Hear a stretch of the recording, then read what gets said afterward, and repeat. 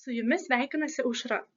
Žaliųjų inovacijų plėtra į užsienį, pasitelkiant vystomojo bendradarbiavimo instrumentus, projektas, kurį įgyvendinau Lietuvos Respublikos užsienio reikalų ministerijoje.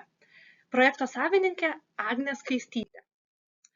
Globalios projekto šaknys iš tikrųjų slypi dviejose darbotvarkėse. Tai Jungtinių tautų darnaus vystymosi darbotvarkėje numatyta pasiekti 17 tikslų iki 2030 metų. Tik 12% šių tikslų šiuo metu yra įgyvendinta.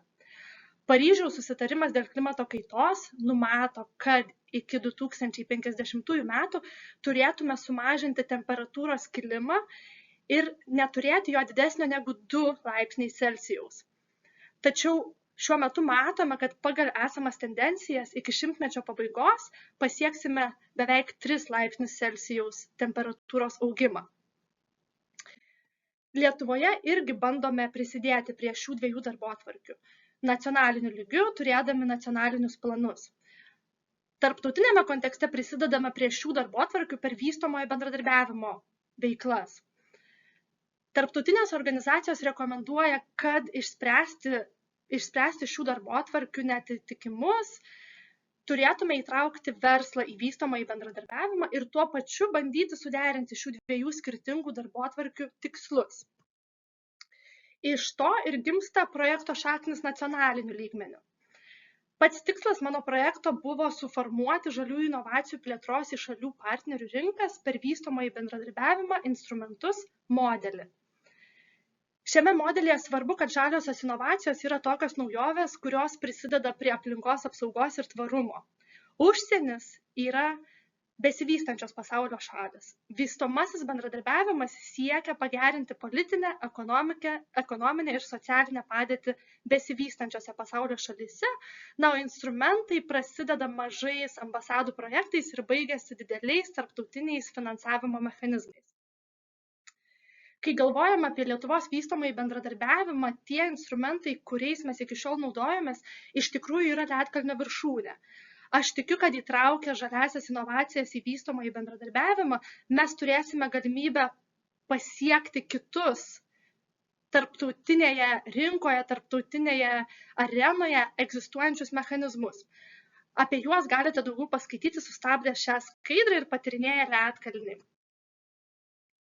Kad galėčiau pasiekti tam tikrą projekto rezultatą, turėjau pereiti dokumentų apžvalgą, ypatingai tokių dokumentų, kurie žiūri į tai, kaip dera verslas, darnaus vystymosi tikslai, žaliosios inovacijos, taip pat patyrinėti Lietuvos žaliųjų inovacijų vystomajame bendradarbiavime ekosistemą.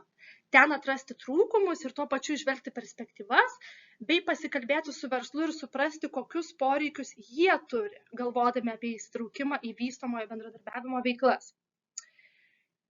Taigi, mano 3 rezultatai šiame projekte yra tokie. Pirmasis – kelrodis. Kelrodėje galima pamatyti, kokių elementų trūksta dabartinėje žaliųjų inovacijų vystomajame bendradarbiavime ekosistemoje Lietuvoje. Radę būdus šiuos elementus sukurti arba atrasti, mes prisidėsime prie ekosistemos stiprinimo. Antrasis rezultatas yra Lietuvos žaliųjų sprendimų katalogas šalims partneriams. Atsivertus šį katalogą, užsienio šalis, besivystančios pasaulio šalis partneris gali rasti Lietuvos žaliuosius produktus ir tuo pačiu šis katalogas pozicionuoja Lietuvą kaip šalį, kuri turi daug ką pasiūlyti ne tik eksportui, bet ir prisidėjimui prie globalių darnaus vystymosi tikslų ir kitų darbotvarkių. Na ir rezultatas, kuris tik bus, yra konferencija. Konferencija ekosistemos veikėjams. Šios konferencijos pagalba mes normalizuosime diskursą apie žaliųjų inovacijų įtraukimą į vystomojo bendradarbiavimo veiklas. Tuo pačiu šioje konferencijoje galės susitikti viešasis sektorius su privataus sektoriaus atstovais ir diskutuoti, kokios geriausios priemonės yra pasiekti tą vietą, kur Lietuvos verslas nori kurti žaliuosius produktus, juos eksportuoti į užsienį ir turėti tikslą tuo pačiu prisidėti prie darnaus vystymosi tikslų, bei kokių priemonių turėtų ieškoti viešasis sektorius, kad tą ekosistemą galėtų efektyvinti. Ačiū visiems prisidėjusiems prie šio projekto. Daugiau apie mano projektą bei sužinoti bei patyrinėti dokumentus galite puslapyje kurk.lt.lt. Galite nuskenuoti šį QR kodą arba susisiekti su manimi nurodytu elektroniniu paštu.